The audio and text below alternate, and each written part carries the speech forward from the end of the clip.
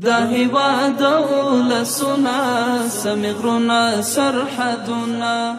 د پوهنې وزارت د ښوونکو او اداري 8115 بستونو لپاره د رقابتي ازموینې پایلې چې مخکې اخیستل شوې وه تېره ورځ د یوې مطبوعاتي غونډې په ترڅ کې اعلان شوې.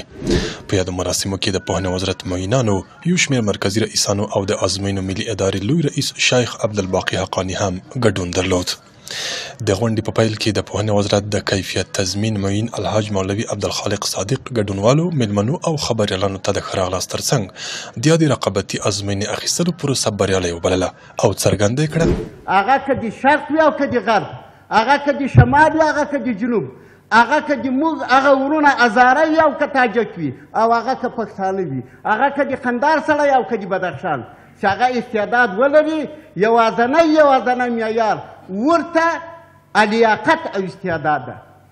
دا مو په اوله ورځ هم ویلي وو او لله الحمد ټول ملت ته د دې رسنیو له لارې موږ اطمینان ورکوو چې موږ کومه وعده کړې د افغانستان د اسلامي امارت مسؤلینو کومه وعده کړې، خاصتا د معارف وزارت رهبري کومه وعده کړې، هغوی ته ژمن او په هغوی باندې ولاړ او وفادار ورته. ورپسې د پوهنې وزارت د ښوونې او روزنې معین الحاج مولوي سخا الله سعید د موضوع په اړه مفصل معلومات وړاندې کړل. او هغه چې کامیاب دي هغه 3071 کسان دي. 3071 کسان دا چې دی هغه کامیاب دي، او هغه ریزرو چې دی هغه 8392 8392 دا چې د هغه ریزرو پاتې شوي دي، چې دا ټوله مجموعه 11463 جوړیږي، یعنې 11463 دا چې د هغه کامیاب دي چې په هغه کې هغه کامیاب او ریزرو دا دواړه پکې راځي. او زیاته کړه د پورته ذکر شویو بستونو لپاره د آزاد رقابت پروسه کې 15640 تنو نمایندانو ګډون کړی و.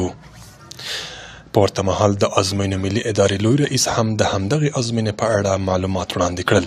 ویې ویل د یو پیاوړي او حساب ورکوونکي ښوونیز سیسټم رامنځته کول کار اهل کار ته د سپارلو اصل پلي کولو ته اړتیا لري. دغه راز د پوهنې وزارت د نشراتو او عامه اړیکو رئیس مفتي حبیب الله نوري قطاده هم د یادې ازموینې د روڼتیا او اړتیا په اړه خبرې وکړي او د افغانستان علم پروره ملت ته په ځانګړې توګه هغو کسانو ته چې د معیاري نمرو په ترلاسه کولو بریالي شوي مبارکي وویله. حضور پرمیمنت رؤسای عمومی، معین صاحبان محترم و جمع مهمانان گرانقدر،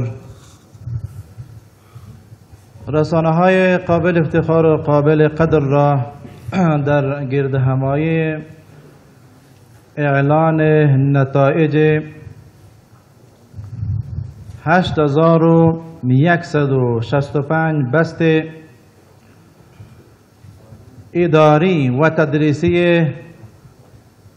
مکاتب 24 ولایت ریاست های معارف مربوط وزارت معارف امارت اسلامی افغانستان را